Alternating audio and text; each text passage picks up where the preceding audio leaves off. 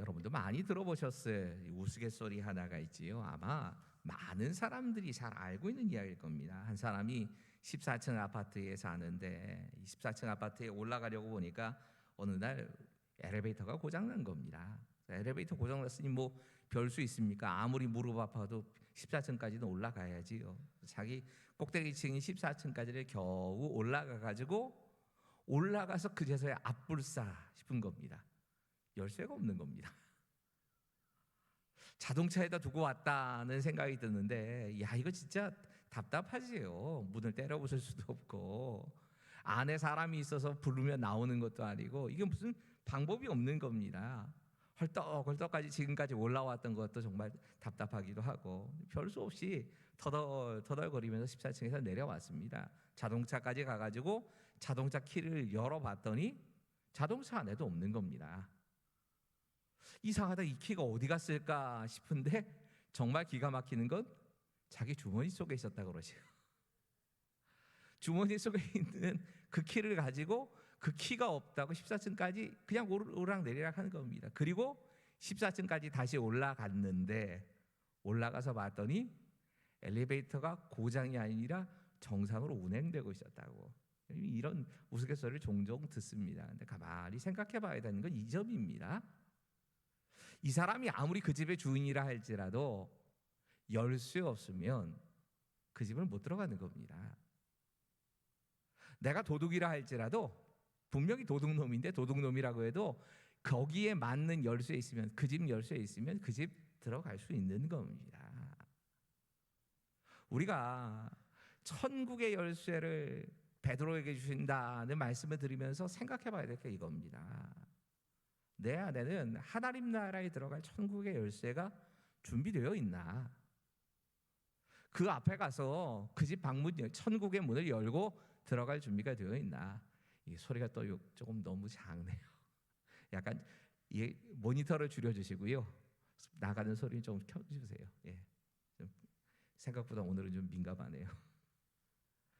여러분, 우리 안에 이 천국의 열쇠에 대한 말씀을 하실 때에 꼭 기억해야 될 게 있습니다. 이 천국의 열쇠는 우리가 얼마나 의로운 사람인가, 도덕적으로 선한가, 착하게 살았나, 또 혹은 교회에서 직분이 뭔가, 이거와 상관없습니다. 이거 상관없습니다. 우리 생각에는 기본적으로 하나님 나라 들어가려고 하면 고행도 좀 해야 될 것 같고, 명상도 해야 될 것 같고, 기도도 좀 쌓아야 되고, 착한 일도 많이 하고, 그래야 내가 천국 들어갈 수 있지 하는 생각들을 합니다. 이거 마치 무슨 천국까지 가는 동안 사닥다리를 놓아가지고 그 사닥다리 하나 타고 그렇게 천국 올라간다라는 생각이 우리 속엔 있습니다. 그런데 예수님이 말씀하신 천국의 열쇠는 그거 아닙니다. 믿음입니다. 천국의 문에 맞는 그 믿음으로 열고 들어가는 겁니다. 믿음, 그러니까 우리가 우리 속으로 믿습니다. 그래서 그 큰 믿음 자꾸 생각하시는데, 여기서 말씀하고 있는 믿음이라고 하는 건 우리 십자가와 부활을 믿는 믿음입니다. 예수님께서 나의 죄를 대신해서 죽으셨고, 그 십자가를 통해서 나는 죄의 사함을 받았고 하나님 자녀가 되었다. 예수님의 부활이 그냥 2000년 전에 일어난 그 사건이 아니고, 그 예수님께서 내 마음과 내 삶에 찾아오셔서 내가 그 예수님을 구세주와 주인으로 영접했다는 믿음, 그 열쇠로 천국의 문을 열고 들어가는 겁니다. 다른 믿음도 안 됩니다. 열쇠라고 다른 믿음 준비해가지고 들어가려고 착각하시면 안 됩니다. 우리가 가지고 갈 열쇠는 딱 그겁니다. 오늘 본문은 로마서의 가장 핵심적인 말씀이라고 우리가 종종 들으셨지요. 이 신학자 가운데 왓필드라고 하는 분이 여기 미리하시고 미리정하시고 부르시고 의롭다 하시고 정확한 예수님 닮게 하시고 영화롭게 하신다, 이것을 구원의 5가지의 고리, 끊어지지 않는 5가지 고리다라고 설명하면서 우리가 어떻게 구원을 받게 되는가를 설명합니다. 사실 예정론이란 말이 나오게 되는 게 여기입니다.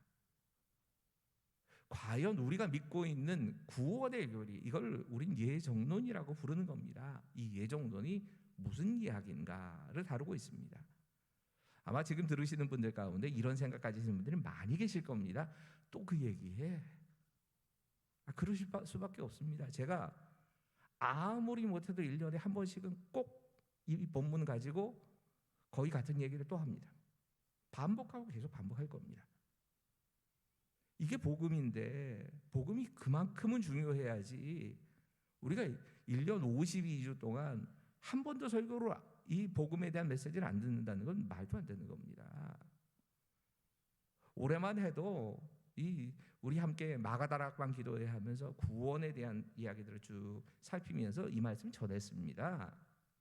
하지만 중요하면 복습해야 됩니다. 또 할 겁니다. 저거 진짜 중요해서 말씀하는구나 라고 생각하시면서 이 말씀 받아들이셔야 합니다. 오늘 본문의 핵심 구절은 29절과 30절입니다. 29절의 말씀을 함께 읽지요. 같이 읽겠습니다. 시작.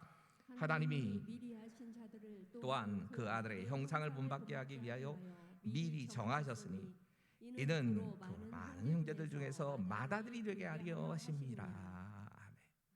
이 말씀의 제일 유명한 말씀을 꼽으라고 하면 그 앞절이지요. 우리가 알거니와 하나님을 사랑하는 자 곧 그의 뜻대로 부르심을 입은 자들에게는 하나님의 자녀가 되는 모든 것이 합력하여 선을 이루느니라. 말씀이 이게 두 개가 섞이네요. 모든 것이 합력하여 선을 이룬다는 이 말씀이 얼마나 우리에게 머릿속에 잡혀 있는지 모릅니다. 하지만 사실 진짜 이 말씀의 핵심은 29절과 30절에 있습니다. 이 29절은 세 가지를, 크게 보자면 두 가지, 작게 보자면 세 가지 말씀을 합니다. 하나님께서 미리 아시고 하나님께서 미리 정하셨다. 그리고 예수님을 닮게 하신다. 여러분, 오늘 이 구원의 고리의 첫 번째 고리는 이겁니다. 하나님이 나를 미리 아십니다. 사실 이 미리 아신다는 말씀에 대해서 성경학자들마다 약간의 견해 차이가 있습니다. 미리 아신다고 하는 것에 대해서 실제로 지식적으로 하나님께서 우리를 아신다라고 받아들이는 분들이 분명히 있습니다. 근데 저는 이 말씀은 그런 견해를 따를 수 없다고 생각합니다. 분명히 학자들에 따라 다른 말씀을 하지만 저는 이 말씀은 하나님께서 내 장래를 미리 아시고 예정하셨다, 미리 정하셨다, 그런 뜻이 아니라고 받아들여야 된다고 생각합니다. 그런 뜻 아닙니다. 실제로 우리가 얼마나 착한 성격을 가지고 있는지, 어떤 행동을 할지 미리 아셨다, 우리가 미리 죄 지을 걸 아셨다, 그런 뜻 아니라는 겁니다. 성경은 문맥을 따라서 읽어가야 합니다. 이 말씀에 이 안다라고 하는 걸 성경의 큰 지금 흐름 속에서 읽어야지 이 본문만 딱 떼놓고 알면 안 됩니다. 여러분, 우리말에도 안다라고 하는 말이 두 가지 뜻으로 쓰이지요. 하나는 지식적으로 아는 겁니다. 단순히 지식적으로 아는 것, 이걸 안다고 표현할 때가 있습니다. 예를 들면 우리가 무슨 정치인, 어떤 정치인에 대해서 그가 무엇을 주장하는지를 안다. 요즘 뭐 젊은 친구들은 연예인들 좋아하니까 어떤 연예인이 어떤 드라마에 나와가지고 무슨 역할을 했고 그때 참 이런 연기를 잘했다. 어떤 가수가 이런 곡을 발표했고 그 곡이 뭐 빌보드 차트에 어디까지 갔고, 가끔은 보다 보면 얘들이 이 연예인들 정보를 얼마나만큼 아는지 지들 부모님들 생일은 모르는데 자기가 좋아하는 연예인 생일은 꼭꼭 챙깁니다. 또 가끔 그런 거 보면 깜짝깜짝 놀라지만 어떻든지 간에 그거 아는 건 아는 거죠. 지식적으로. 함정은 이거 아닙니까? 그 연예인이 날 모릅니다. 내가 지식으로만 알고 있는 겁니다. 나하고는 관계가 없습니다. 그 사람에 대해서 알고 있는 것뿐입니다. 근데 우리말에도 이 안다는 말이 함께 살아가면서 체험하면서 아는 게 있습니다. 부부관계나 아니면 신앙생활하면서도 오랜 시간 동안 함께 지내다 보니까 저 사람은 저래 하고 압니다. 이렇게 아는 것이 있다는 겁니다. 오늘 본문에 사용되고 있는 이 안다라는 단어는 기노스코라고 하는 단어를 변형한 말입니다. 이 기노스코라고 하는 요 말에서부터 어원이 나왔는데 이 원어의 뜻은 그냥 아는 게 아니고 경험을 통해서 아는 겁니다. 성경학자들 대부분이 이 기노스코, 경험을 통해서 안다라는 말을 쓰면서 꼭 떠올리는 게 있습니다. 이 글을 쓰는 사람이 유대인인 바울이라는 걸 떠올립니다. 여러분, 이 바울이 안다라는 말을 썼을 때 단순히 이 기노스코라고 하는 헬라어를 생각하면서 쓰질 않았을 거라는 겁니다. 그의 머릿속, 그의 가슴 속에 안다는 다른 단어가 있습니다. 야다입니다. 야다는 함께 살아가면서 아는 겁니다. 개인적으로 아는 겁니다. 인격적으로 아는 겁니다. 그 정도가 아닙니다. 그 아는 사람이 내 관심의 대상, 돌봄의 대상이다.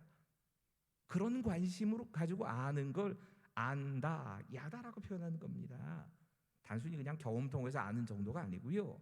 거기서 한 단계 더 가는 겁니다. 사랑한다는 의미를 담고 있는 겁니다. 지금 이 본문을 두 가지 중에 하나로 해석해야 합니다. 지식적으로 아는 걸 말씀하신 건지 아니면 사랑한다고 말씀하시는 건지. 여러분, 오늘 본문은 뒤에 이어지는 말씀과 앞에 이어지는 이 말씀들이 쭉 같이 연결되어 있습니다. 가끔은 문맥을 따라 읽지 않고 그 단어 하나만 딱딱 떼어다 가지고 내가 듣고 싶은 말씀만, 그 말씀만 가지고 좋아하는 경우가 있는데 요절 신앙이라고 그러지요. 굉장히 위험한 신앙이라고 말씀드립니다. 오늘 본문에도 요절이 있습니다. 하나님이 사랑하시는 그 사람에게 모든 것이 합력하여 선을 이루신다고. 그래서 이 말씀만 딱 좋아하시는 분들이 계십니다. 이 요절 신앙 잘못 가면 이단 됩니다. 이단들이 그렇게 사용합니다. 자기 눈에 보이는 어떤 말씀들만 구슬깨기 자꾸 한다고 그랬지요. 그렇게 우리가 받아들이면 안 됩니다. 그러면 이 안다는 말씀이 이 문맥의 흐름에 따라서는 어떻게 해석이 되어야 합니까? 여러분, 이어지는 말씀들은 하나님의 사랑에 대한 이야기입니다. 이렇게 말씀합니다. 8장 32절 함께 읽지요. 시작.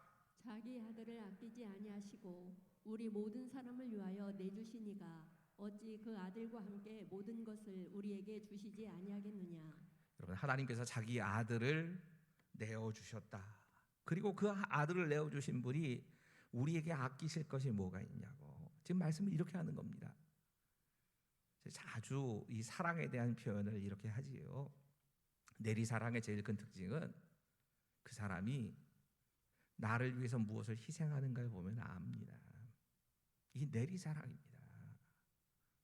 부모가 자식을 사랑하고 형이 동생을 사랑하는 그 사랑을 이 동생이나 부모가 아는, 그 자녀가 아는 건 나를 위해서 얼마나 희생하는가, 이것을 보면서 우리 부모가 나를 사랑하는구나 하는 걸 깨닫게 됩니다.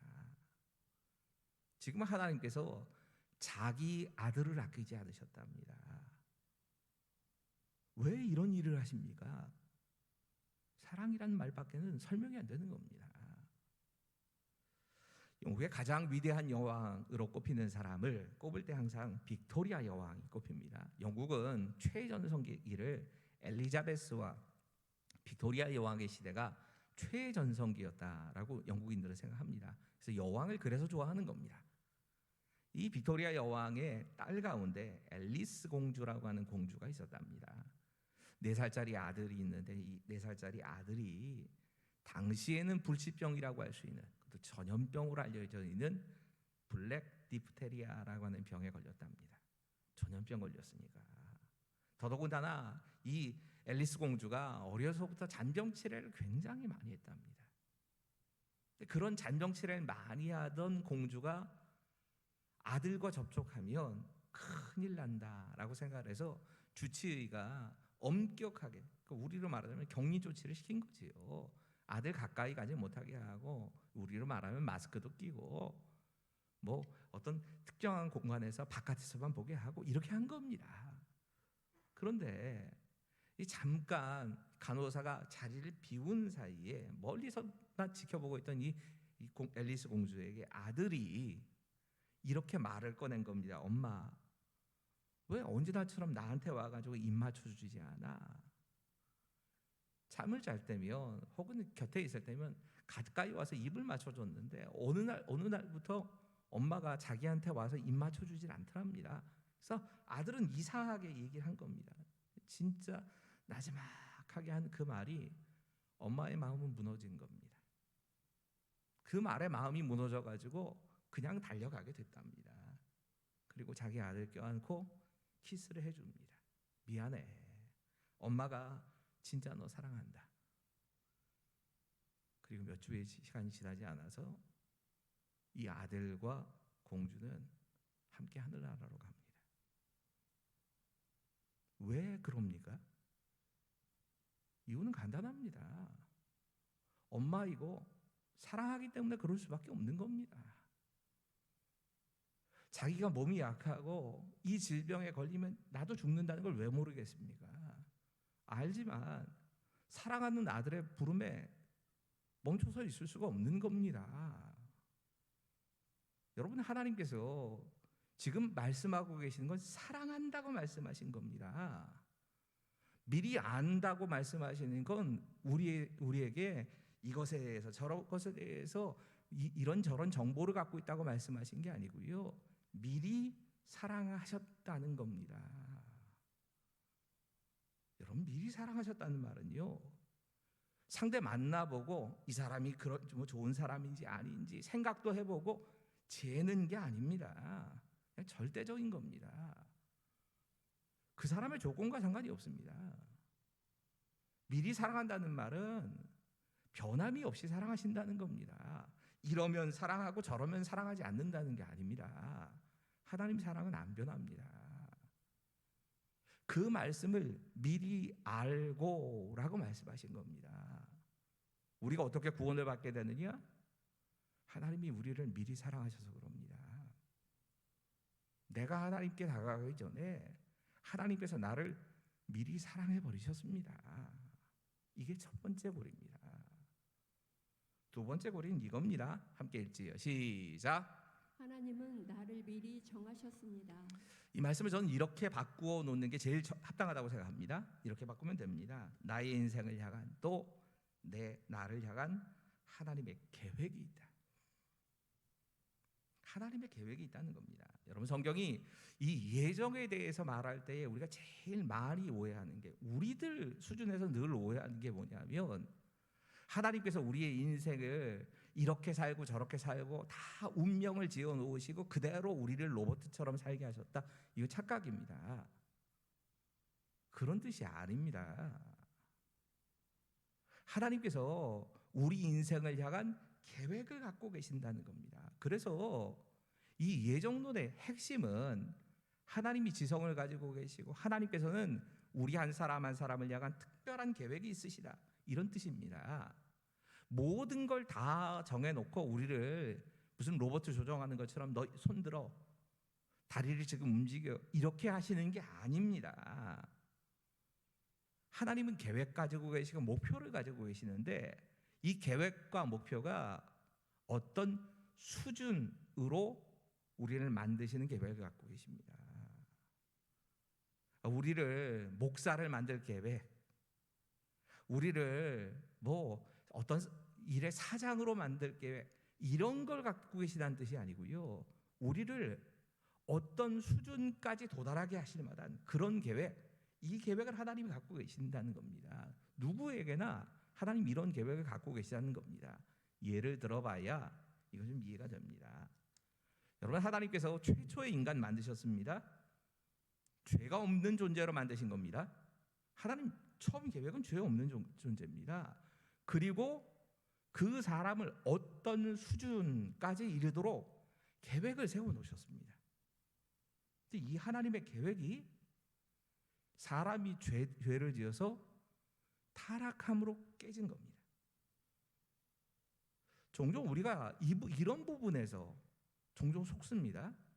여러분, 하나님께서 죄 짓도록 타락하도록 예정하신 게 아닙니다. 이건 우리가 선택한 겁니다. 타락은 인간이 하나님께서 주신 선물인 자유를 가지고 스스로 선택을 해버린 겁니다. 중요한 건 그 다음입니다. 하지만 하나님은 여기서 끝내지 않으셨다는 겁니다. 하나님의 계획이 포기된 게 아니고 하나님을 사람을 이 수준까지는 만들어 놓겠다 하는 하나님의 계획, 사람을 변화시키시려는 하나님의 계획은 계속된다는 겁니다. 우리가 종종 하나님께서 우리를 처음 창조하셨을 때 하나님의 형상이라고 해서 아담의 때와 같이 그 하나님의 형상으로 회복되는 것, 이게 하나님이 생각하시는 수준이라고 우리들 스스로가 자꾸 착각을 합니다. 그거 아닙니다. 그 정도가 아닙니다. 아담에게도 하나님께서 가지신 계획이 있었습니다. 아담의 수준이 하나님이 원하시는 수준이 아니시고 하나님께서 생각하시는 그 목적지는 따로 있었던 겁니다. 그리고 그 계획이 이루어지도록 하나님이 계속해서 우리를 회복시키셨다는 얘기입니다. 정하셨다라고 하는 뜻이 바로 그런 겁니다. 하나님이 계획하신 목적지가 있고 그 목적지까지 가는데 사람들은 실패를 해버렸습니다. 하지만 실패한 대로 버려두시는 게 아닙니다. 결국엔 하나님께서 끝까지 그 계획하신 걸 완성시키신다. 여러분, 이 정도는 우리 인생의 길이 하나님의 계획에 따라 진행된다, 이런 개념이 아니고요. 하나님께서 계획하시고 예정하신 한 사람에게 하나님께서 직접 찾아오셔서 그 사람과 함께 그 사람이 죽는 그 순간까지 씨름을 하신다는 뜻입니다. 이걸 정하셨다라고 표현하는 겁니다. 이 구원의 세 번째 고리는, 세 번째 단계의 고리는 이겁니다. 하나님은 드디어 우리를 구원의 자리로 부르십니다. 28절의 말씀을 읽겠습니다. 시작. 우리가 알거니와 하나님을 사랑하는 자 곧 그의 뜻대로 부르심을 입은 자들에게는 모든 것이 합력하여 선을 이루느니라. 여러분, 이 말씀은 이 뒤의 말씀과 함께 이렇게 이제 읽어가야 되는 겁니다. 이 부르심에 대해서 아마 우리 시대를 대표하는, 가장 대표하는 설교자 꼽으라고 하면, 우리 전 시대가 마틴 로이드 존스 목사님을 꼽는다면 지금 우리 시대의 대표적인 세계적인 설교자는 팀 켈러일 겁니다. 이 팀 켈러가 로마서를 강의하면서 이 부분을 이렇게 설명합니다. 진리를 깨닫도록 우리의 내면에 비추시는 성령의 조명이다. 하나님의 조명하십니다. 우리에게 진리를 깨닫도록 하시는 그 마음속에 무언가 비춰주시는데 그 비추심에 따라서 우리가 구원의 자리까지 이르게 된다는 겁니다. 여러분, 이건 항상 두 가지를 사용해서 하나님은 우리를 부르십니다. 말씀과 성령의 조명하심을 통해서 말씀을 듣는 가운데 성령께서 우리에게 깨닫게 하시고 또 감동하시고 이런 방법들을 통해서 우리를 부르러 가십니다. 그런데 개인적으로 가만히 생각을 해보면 사람들이 하나님의 부르심을 받게 되어지는 과정을 크게 보자면 한 두 가지 정도로 나뉘어서 생각해 봐야 합니다. 하나는 우리가 이 몸담아 살고 있는 자연의 환경이나 그다음에 역사의 환경을 통해서 하나님께서 우리를 부르실 때가 있습니다. 상황과 환경을 통해서 우리를 예수를 믿는 자로, 천국의 백성으로 부르실 수 있습니다. 크게는 두 가지일 텐데요. 하나는 생활 양식을 통해서 부르십니다. 이게 뭐냐 하면 내가 태어나 보니까 예수 믿는 가정에서 태어났습니다. 그래서 내가 자연스럽게 예수를 믿게 된 겁니다. 내가 누군가의 전도에 의해서 그냥 교회를 다니게 됐습니다. 어느 순간 그런 일이 있었는지 나도 잘 모르겠습니다. 내가 그냥 하나님께서 그렇게 인도해 오셔서 극적인 사건 없었는데 자연스럽게 기독교의 문화 속에서 뭐 미션 스쿨을 통해서 혹은 아니면 무슨 어떤 누군가의 전도를 받아서 그냥 자연스럽게 예수를 믿게 되어지는 경우가 있고, 그 예배를 드리고 기도하고 그러는 가운데 하나님께서 나를 분명하게 사랑하시고 내 인생을 향한 계획을 갖고 계시고 십자가와 그 부활의 복음이 내게 다가오고 이렇게 내 환경을 통해서 생활 양식을 통해서 하나님이 나를 부르실 때가 있습니다.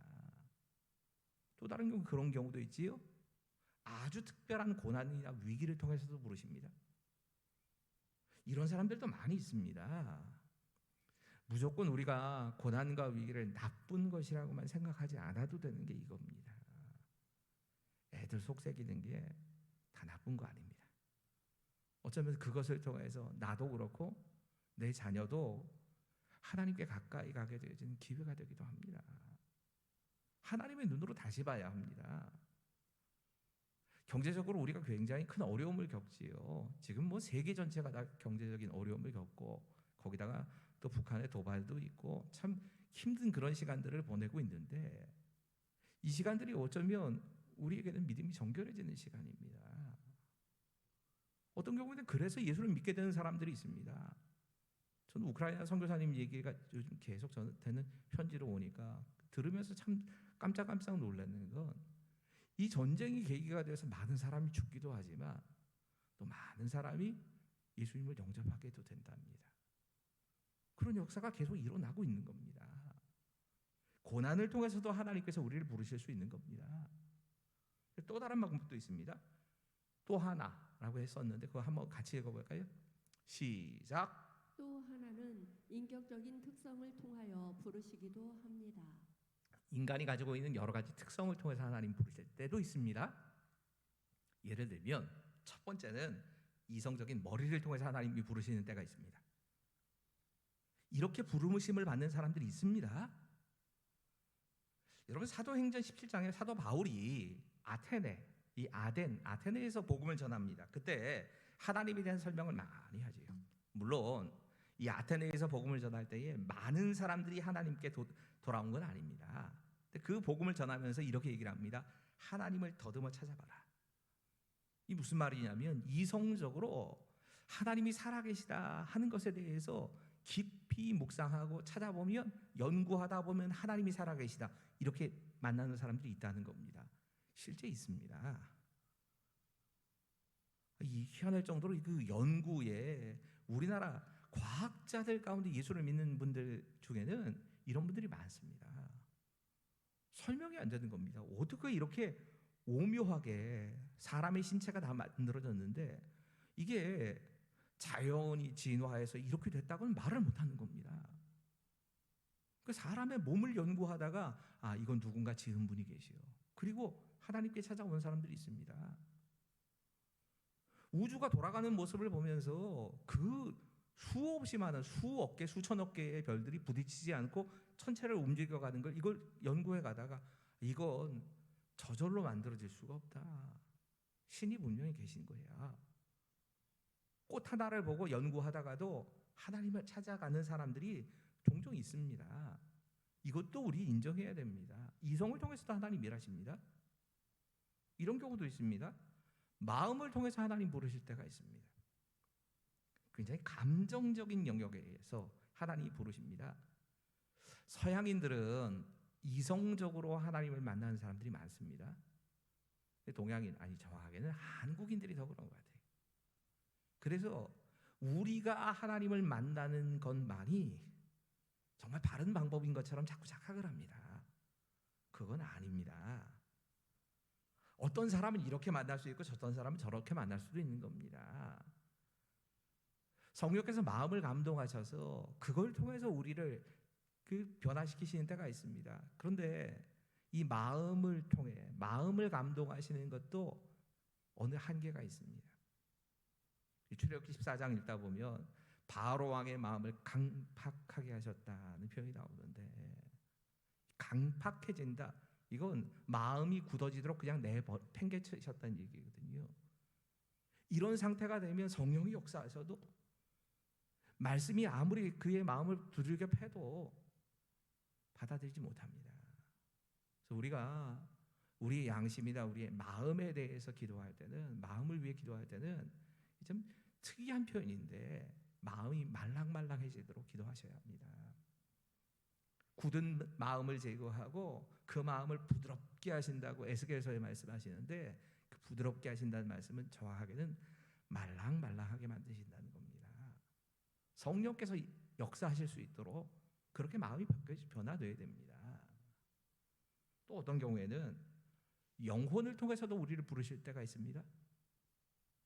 갑작스럽게 성경을 묵상하거나 설교를 듣거나, 그리고 뭐 심령이 갑자기 이유를 알 수 없는데, 다른 사람은 똑같이 듣고 있는데도 변화가 없는데 갑자기 나만 눈물이 왈가 쏟아지고 변화되는 때가, 아, 이거 하나님이 나한테 하시는 말씀이구나 라고 깨달아지는 때가 있습니다. 목사가 다 알고서 하겠습니까? 아니요. 성령께서 만지시는 겁니다. 전 적어도 그거 안 하려고 합니다.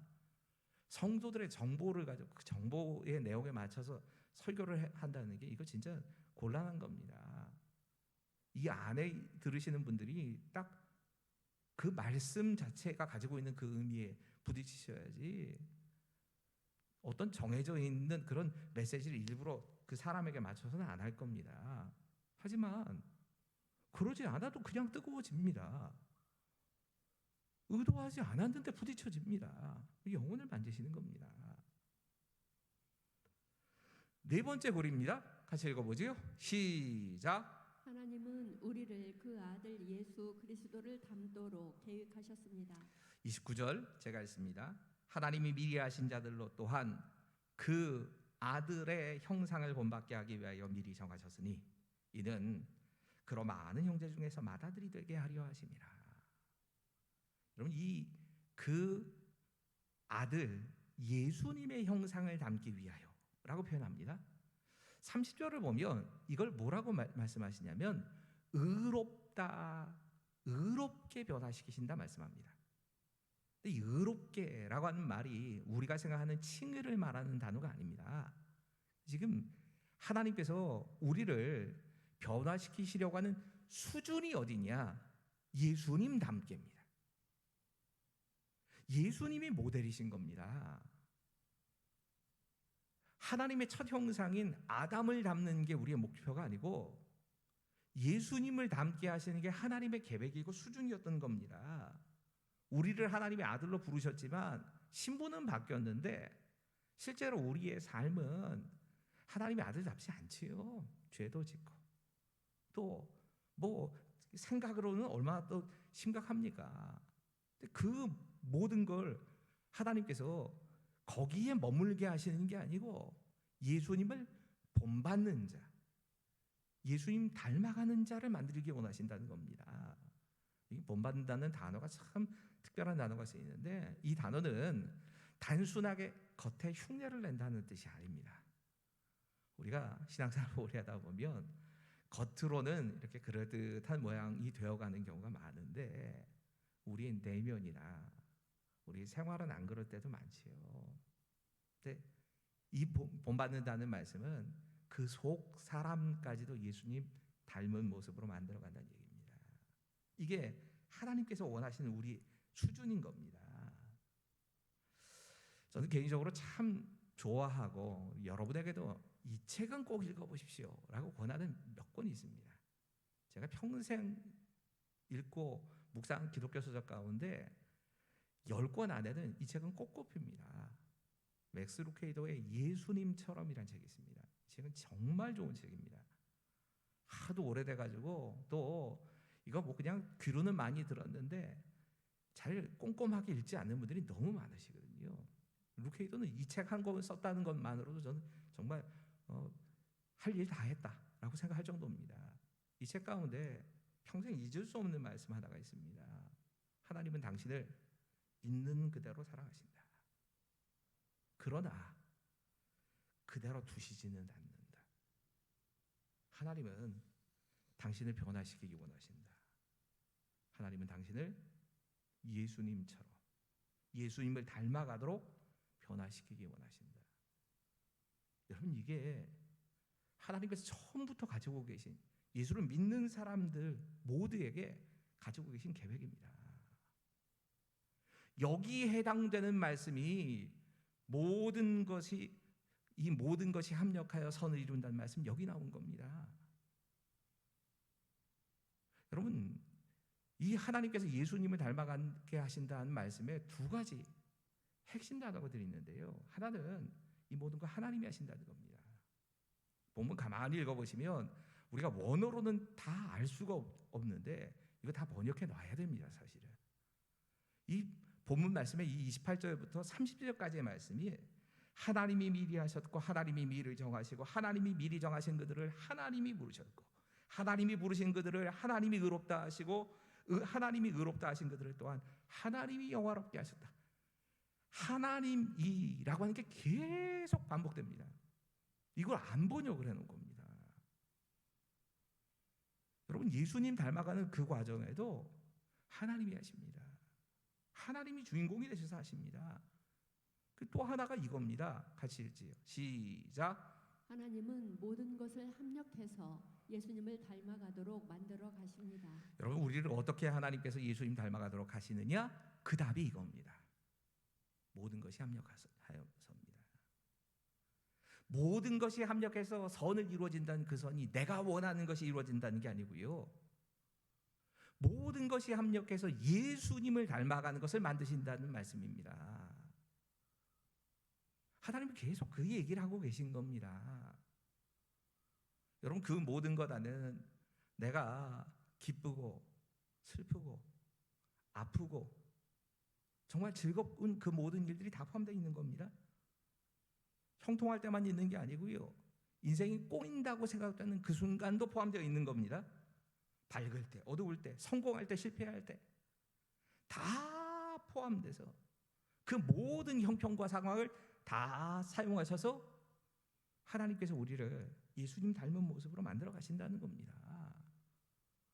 그 경험들을 굳이 반복하고 싶지는 않고 그 경험들을 또 하려고 생각할 필요는 없지만 그 경험들까지 다 사용하셔서 우리를 예수님 닮는 모습으로 만들어 가신 건 맞는 겁니다.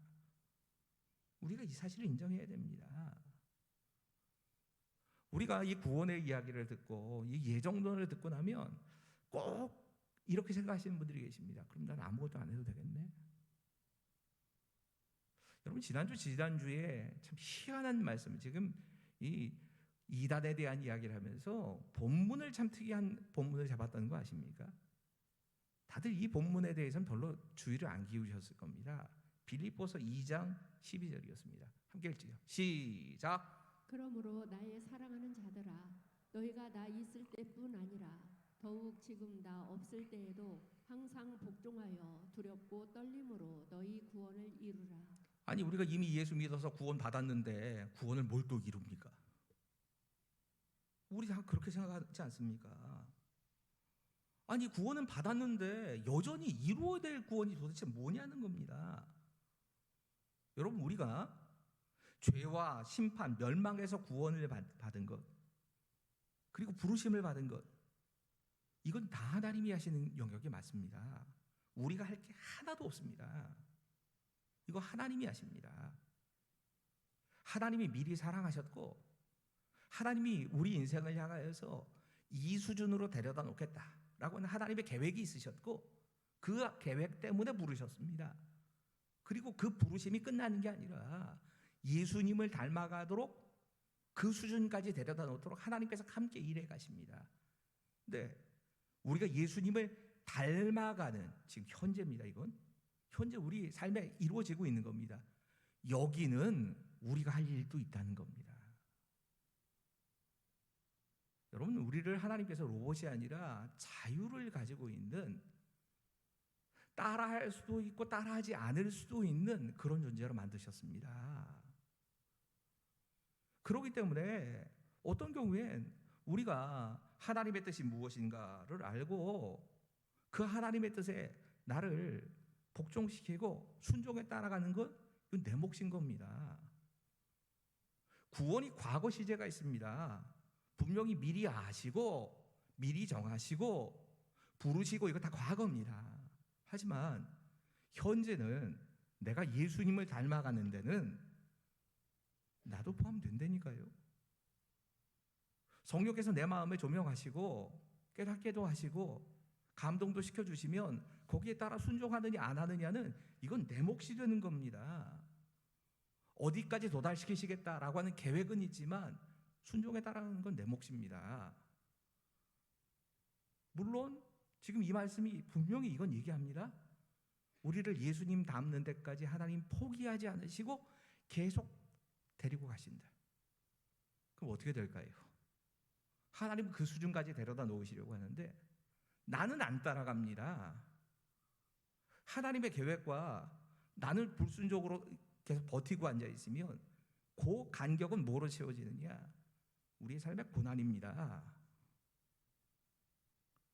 고집 부려서 우리가 얼마나 지혜 없으면 고집 부리다가 매맞고 쫓아갈 것인지 아니면 순종하면서 따라갈 것인지는 우리가 결정해야 됩니다. 성화는 예수님을 닮아가는 건 하나님 분명한 목표입니다. 그리고 그 수준까지 우리를 끌어올리시려고 계속해서 하나님을 시도하실 겁니다. 순종은 내 몫입니다. 마지막 단계입니다. 같이 읽지요? 시작. 영화롭게 하신. 여러분, 구원의 과거의 사건이라고 하는 걸 아까 처음부터 얘기한 미리 알고 그리고 정하시고 부르시고 여기까지는 구원 과거 시제입니다. 그러면 지금 예수님을 닮아가는 것, 의로워지는 것, 이건 현재지요. 영화롭게 하신다. 이건 우리가 거의 죽은 후에나 이루어질 미래의 일입니다. 이 땅에서 내가 예수님을 닮아가는 모습이 계속 되어가지만 죽어 천국 가서야 우리는 영화롭게 될 겁니다. 어느 누구도 영화로운 존재는 없습니다. 진짜 예수님과 똑같이 그렇게 변화해 보이는 사람이 있다. 그러면 사기꾼입니다. 그런 사람 없습니다. 우리 다 약점이 있습니다. 사람 들춰보면 가까이 가서 보면 그 사람이 가지고 있는 냄새 나는 거 다 있고요. 그 사람의 연약함이 다 있습니다. 그걸 안 보여주거나 아니면 때로는 거리를 두고 있거나 해서 못 보는 거지. 다 있습니다. 속지 마십시오. 그게 진짜 안 보인다. 그러면 내가 그 사람하고 관계가 좀 멀거나 아니면 그 사람이 속이고 있는 겁니다. 없을 수가 없습니다. 미래에 이루어질 일입니다. 그런데 진짜 희한한 건 지금 미리 아시고 미리 정하시고 부르시고 예수님 닮게 하시고 영화롭게 하셨다는 게 다 과거로 쓰인 겁니다.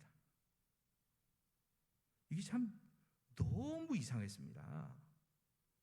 전 이 말씀의 제일 이상한 부분이 이거였습니다.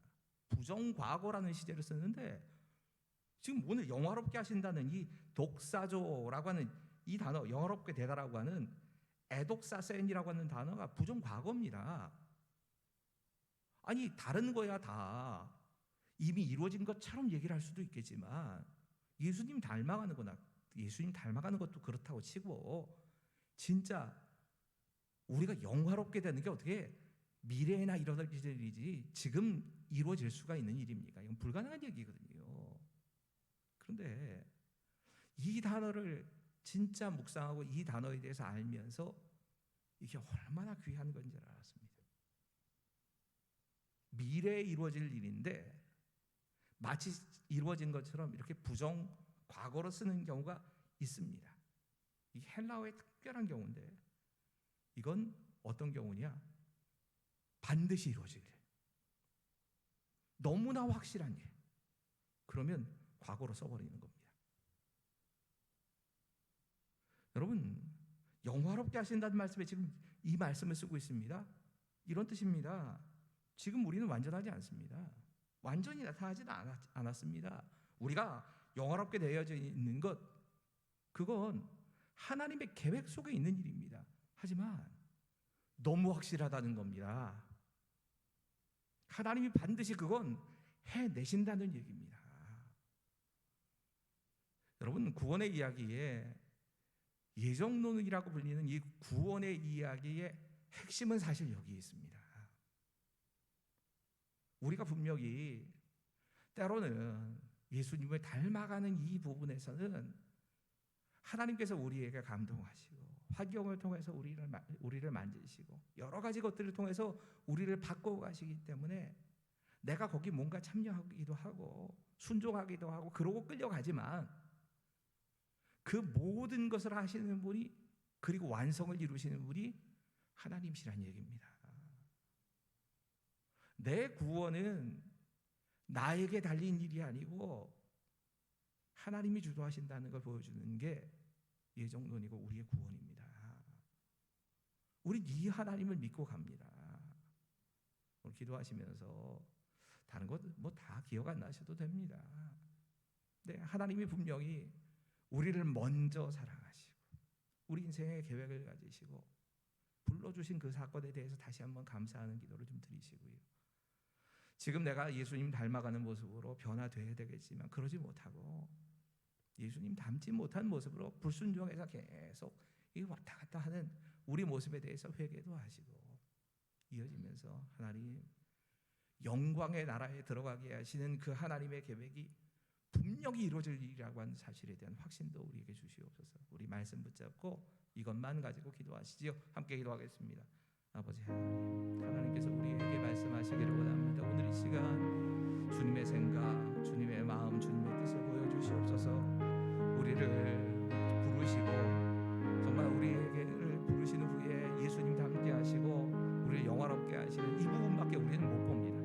그래서 하나님께서 미리 우리를 사랑하시는 것도 잘 느끼지도 못하고 미리 정하셨다고 하는 그 하나님의 계획에 대해서도 우리가 알지 못하고 더듬어서 따라가는 때가 너무 많이 있습니다. 하지만 내가 정말 어떤 모습이든지 상관없이 미리 사랑하셨던 그 하나님, 내게 무슨 조건이 있어서 사랑하시는 것이 아니라 내 모습 그대로를 그냥 미리 받아주신 그 하나님에 대해서 우리의 마음과 삶 가운데 새기게 하시고 그 하나님의 사랑에 감사하며 살아갈 수 있도록 주님 도와주시옵소서. 불러주신 것도 하나님이십니다. 내가 제 발로 찾아가서 교회 나오고 하지만 사실 부르심이 없었다면 성령께서 우리를 조망하시고 우리의 생각을, 우리의 감정을 또 우리의 상황과 환경을 바꾸셔서 그렇게 우리를 구원의 자리로 인도하셨기 때문에 내가 여기까지 서 있습니다. 그 사실에 대해서 믿음으로 고백하며 주님의 뜻에 따라갈 수 있도록 주님 도와주시옵소서. 간구하기는 분명한 것은 하나님께서 우리의 구원 이루실 것입니다. 내가 아니라 하나님이 하십니다. 그게 얼마나 확실한 일이면 그렇게 단언하셨는가를 다시 한번 깨닫게 하여 주시고 그 사실에 대한 확신을 가지고 하나님의 사랑에 대한 확신 때문에 담대하게 이 땅 가운데 살아가게 하시고 교만에 빠지지 않도록 주님 도와주시옵소서. 하나님 우리에게 다시 한번 주님과 닮아가는 그런 열망이 있게 하시고 이 땅에서의 삶이 하나님의 말씀에 순종하면서 회개하면서 조금씩 내 안에 있는 예수님 닮지 못한 일이 제거되는 그런 역사를 할 수 있도록 주님 도와주시옵소서. 아버지 하나님 우리에게 구원의 여정을 보여주시고 이 구원이 어떻게 이루어져 갈 것인가를 하나님께서 알려주심에 감사합니다. 이단에 대한 여러 가지 이야기를 했지만 우리의 결국이 하나님께서 이루시는 구원에 있다는 사실을 알게 하시고 지금 내가 정말 하나님이 미리 사랑하시고 하나님이 계획을 가지시고 불러주신 것 때문에 지금 이 자리에 있고 지금 내 과정이 예수님을 닮아가기 위해서 날마다 씨름하는 그 과정 속에 있지만 언젠가 하나님께서 우리를 부르시는 그 확실한 날에 우리 주님과 함께 하나님 나라에 들어가는 그 소망도 회복되게 하여 주시옵소서. 함께 하실 것을 믿으며 예수님 이름으로 감사하며 기도하옵나이다.